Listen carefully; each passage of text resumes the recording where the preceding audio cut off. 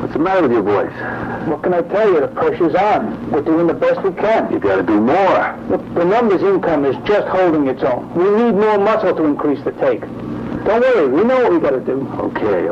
Just don't forget to do it. All right, we won't forget. Now, let's hear from Brannigan on our fastest growing business, cigarette sales. Well, Moy, things are going great. It's just like you figured it. With that extra nickel state tax, we're really hitting the big time. Everybody knows I'm right, Wheels. Just get on with the report, huh? Okay, we're bringing in 10,000 cartons of cigarettes a day, and that's only the beginning. Now, we've been picking up an extra 100,000 cartons of cigarettes a month when folks get a little careless. Now, that brings our total operations to over 400,000 cartons every month, and, well, it's getting bigger every day. 400,000 cartons don't mean nothing, Wheels. What's the take come to? All right, I'm coming to that. Now, because of that 17-cent state tax, that means the legit retailer has to charge $4.65 a carton. All right, you add a 20-cent sales tax to that, and that brings the total to $4.85. Now, the cigarettes we're bringing into the state cost us $2.25 a carton. We sell them for $3.85 a carton. That means our take is $1.60 a carton. Our customers save $1 over what the suckers have got to pay. Now, that 100,000 cartons of cigarettes that we took over this month didn't cost us hardly a thing. Add the $50,000 a month in phony tax stampings, gentlemen, that figure comes to $915,000 a month. That's what you guys ought to be doing, huh? That's almost $11 million a year. Oh, that's real cash, Wheels.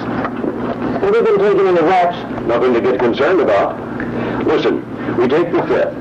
The judge slaps a $100 fine on us. Listen, the most we've ever been hit for is $250.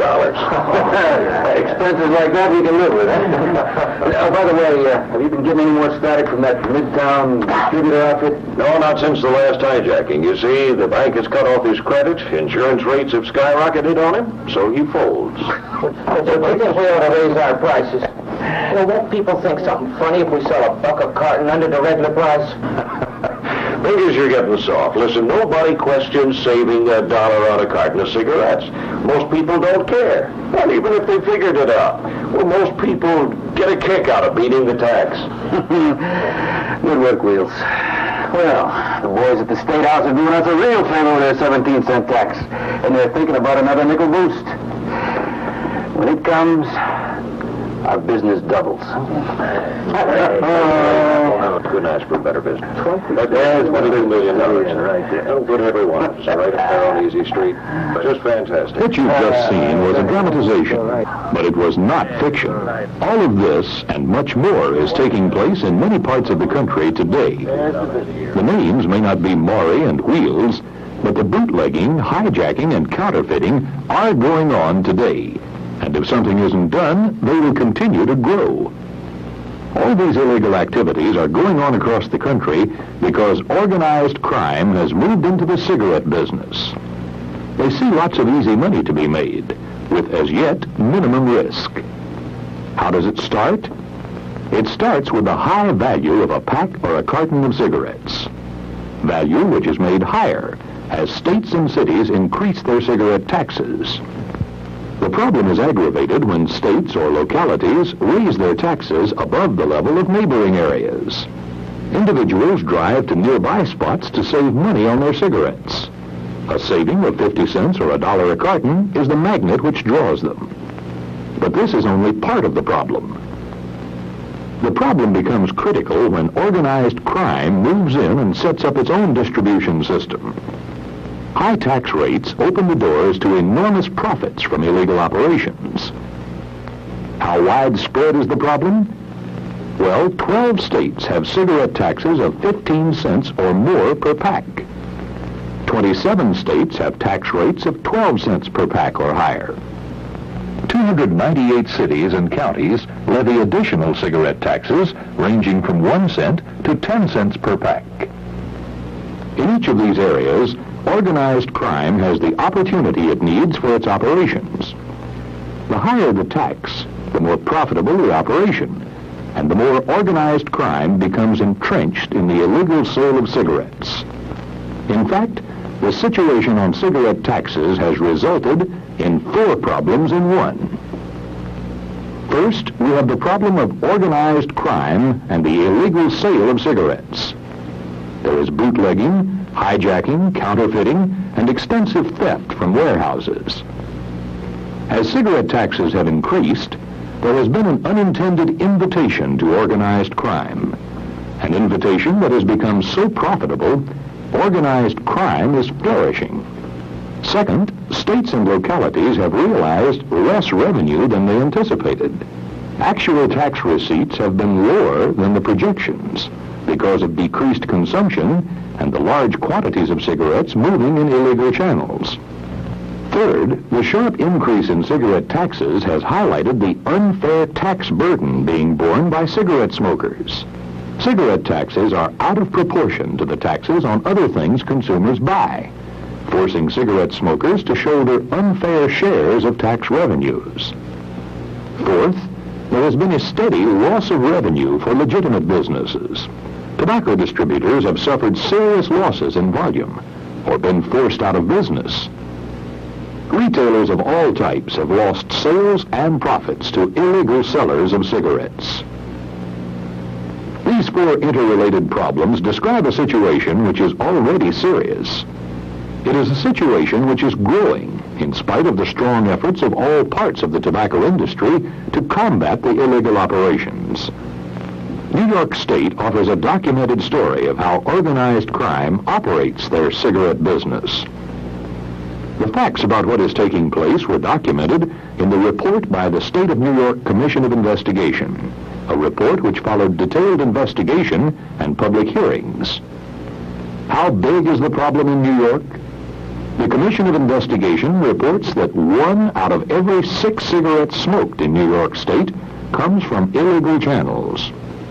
In New York City, these cigarettes number 1 out of every 4 smoked. That's big business, amounting to 40 million cartons per year, 110,000 cartons every day, and every carton results in lost tax revenue, plus lost sales and profits to legitimate businesses. When did it start? In 1965, when the New York State cigarette tax went from 5 cents to 10 cents per package. And the problem grew as the combined city and state taxes reached 23 cents per package in 1972.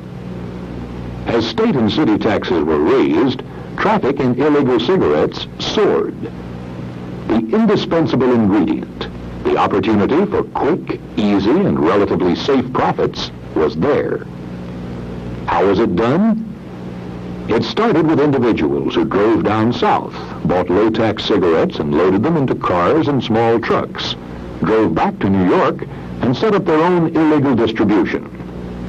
The individuals were so successful that organized crime moved in and squeezed them out by hijacking their trucks. The results have been predictable. Smuggling operations have been stepped up, with growing quantities moving into the state. Hijacking of cigarettes has become so frequent that armed guards ride the trucks.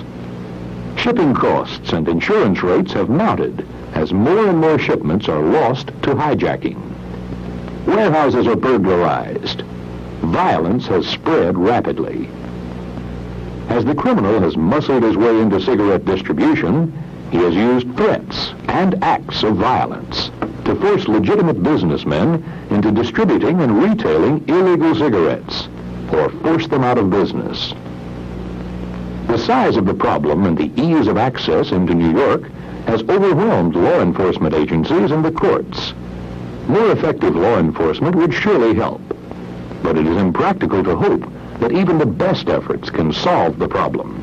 How much have the illegal operations cost? New York City and state have sustained loss of revenue, desperately needed revenue, and the legitimate cigarette distribution industry in New York has experienced a huge loss of sales and profits.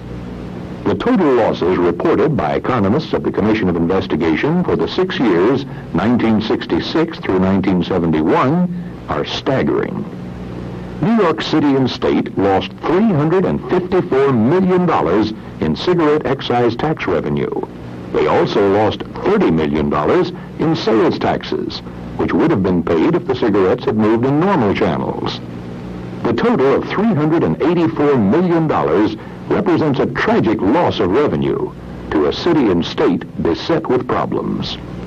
But even this tremendous loss is dwarfed by the fact that in the same 6 years, the legitimate cigarette distributors and retailers lost more than $2 billion in gross sales. These incredible losses in New York City and state stand as a warning to every other part of the country. Can it happen elsewhere? It not only can, but it is happening. Illinois estimates a revenue loss of $25 million a year, just from smokers who purchase their cigarettes in nearby states which have lower tax rates. Listen to Steve Bloom, president of S. Bloom Incorporated, one of the largest tobacco distributors in Chicago. Our sales are down 29% in spite of strong efforts to keep them up, and our cooperation in industry efforts to reduce the illegal traffic in cigarettes. We can trace the loss to the inroads of organized crime and the individuals who go into Indiana where the tax is 11 cents a pack less than in Chicago. Other parts of the country report similar situations. New Jersey has a major problem with regular retailers and distributors suffering severe volume and profit losses, and the state losing more than $2 million a year in tax revenues because of illegal sales of cigarettes. Officials in Pennsylvania admit they have a serious problem, and that highly organized criminal elements are reaping windfall profits, while state revenues lag behind estimates. Connecticut, Florida, Michigan, Kansas, Washington, and other states are experiencing the impact of the inroads of organized crime. The common denominator which attracts the racketeers is high cigarette taxes. But just how do you define high tax? Paul Curran, chairman of the Commission of Investigation in New York State, put it this way in summing up his report. As long as cigarettes have a high value, a high retail price as a result of taxes, their value will be as good as cash. However, since substantial bootlegging began when the tax went to 10 cents per package, it is plain that it can be ended only by a reduction to some amount below 10 cents per package. As Paul Curran points out, lower taxes will eliminate racketeering. But let's come closer to home and talk about what happens when organized crime forces its way into the cigarette business. What happens is that legitimate businesses, which are involved with cigarettes, lose substantial sales and profits. The losses are felt in many ways, each of which is cause for concern in these days of vigorous competition and hard-to-come-by profits. First, there are immediate losses in sales, as cigarette consumption drops following an increase in taxes. While past experience shows that some consumption losses are regained, there is permanent reduction in cigarette volume due to the higher taxes. Higher taxes mean reduced return on investment. When the basic price of the cigarette stays the same and taxes go up, more cash is required to finance the higher taxes. Hard-earned dollars deliver lower returns because of higher taxes. Think of the impact on your own operations if organized crime took away 25% of your cigarette sales, as it has in New York City. You would lose directly from the loss in cigarette volume, and indirectly from the loss in store traffic. The losses would have to be made up on other products in order to protect the already thin profit margin.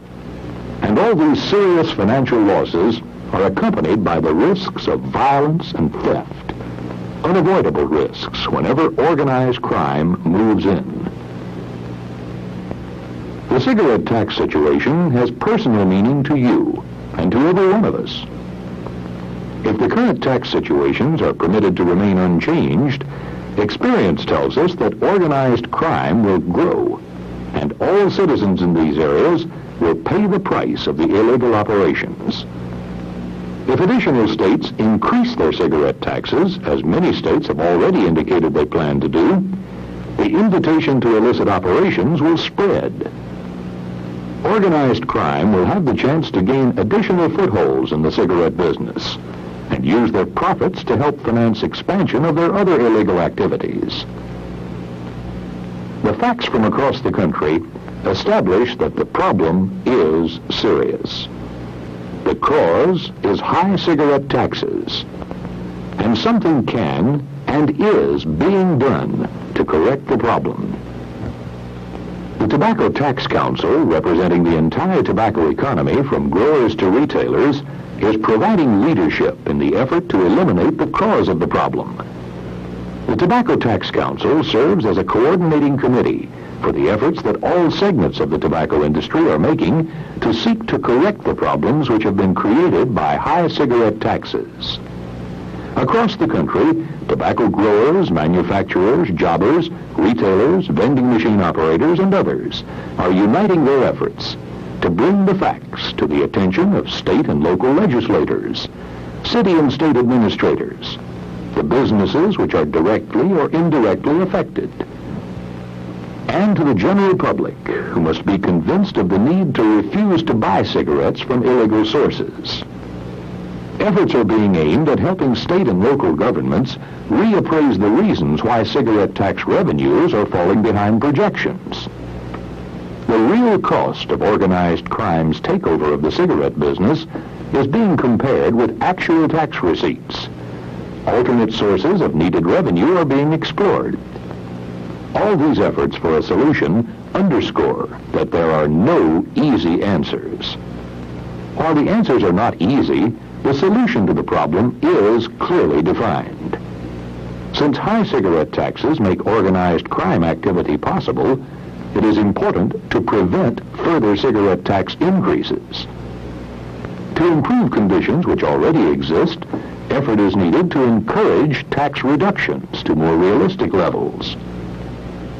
Both preventing tax increases and encouraging tax reductions are necessary, but admittedly difficult in view of the pressing need for tax revenues. To provide needed government income, it is important to support reasonable and equitable tax revenues, along with efficient use of all revenues. Fair taxes will make law enforcement more effective because they will remove organized crime's profit motive. Along with this, it is important to urge better laws to control illegal operations and stronger enforcement to deter those who try to cheat. Action on all these fronts is being coordinated by the tobacco industry and the Tobacco Tax Council. But it is what you can do which is most important of all. Every informed voice brings the problem to the attention of more people. Every individual action brings an equitable solution closer. When you support these four actions, you take positive steps to stem the growth of organized crime. You act to return to normal channels the cigarettes which millions of consumers buy. You ensure that legitimate trade channels will earn the profits which cigarette volume and added impulse sales make possible.